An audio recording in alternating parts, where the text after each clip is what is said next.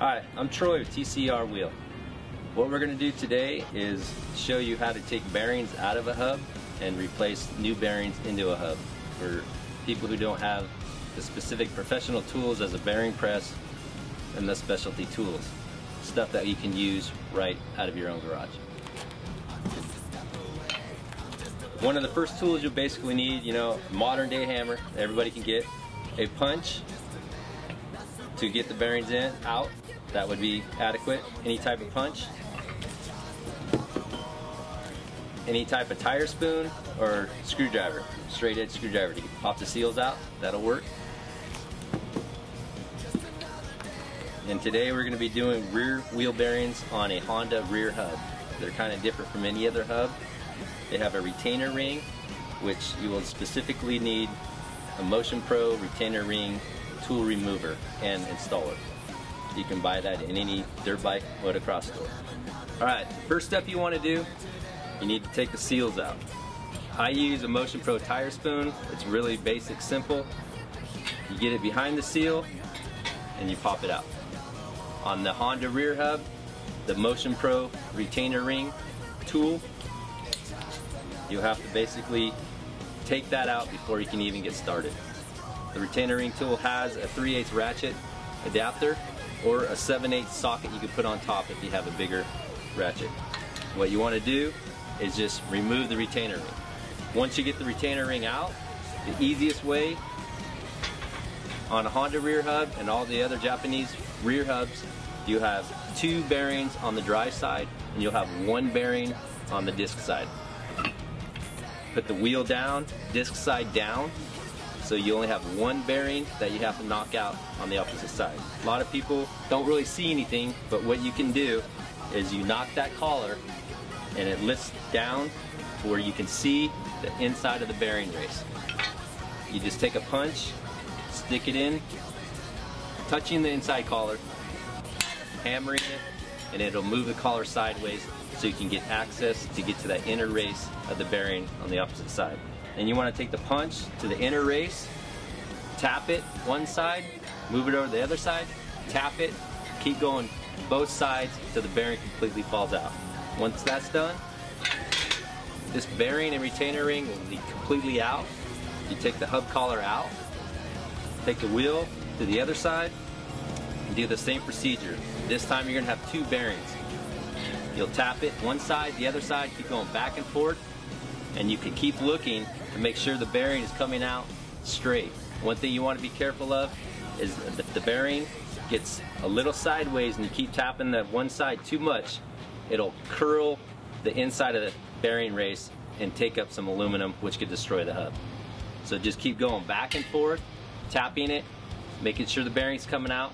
1 bearing will pop out, and then the other bearing is a lot easier to get out, and both bearings on the drive side are completely removed. Now we're going to install the bearings. First thing you want to do, take some grease, put it on the inside of the bearing race. Once you get the bearing race greased up, you want to place the bearing in. Try and set the bearing so it lays evenly before you go to push it in.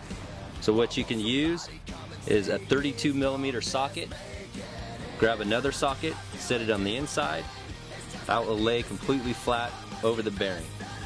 And you want to do a motion as you're hammering, doing a circle motion so it's evenly pressing the bearing. Tap it here, all the way around. And when the bearing's completely pressed in, you hear a distinct, loud noise. Once the bearing is pressed in, to make sure it's laying completely flat, put your finger in, roll the bearing, make sure you have a smooth action. You have the retainer ring, get it started with your fingers because it's really easy to cross the threads.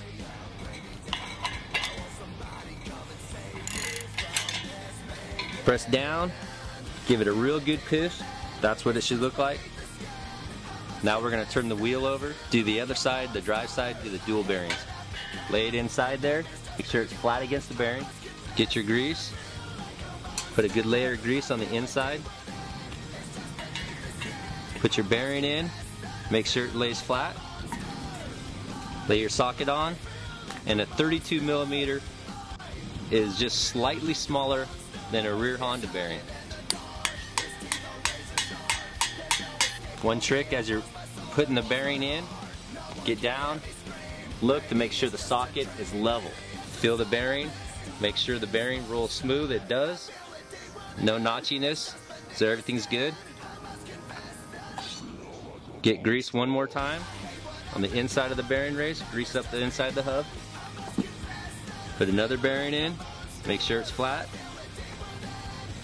Now both bearings on the drive side are completely pressed in. When you look at the hub, the inside of the collar is not completely lined up. One way to line that up is to stick your punch inside, grab a hammer, knock it around so it lines up for your axle to completely go in. Grab a seal, just tap it around till it's flush.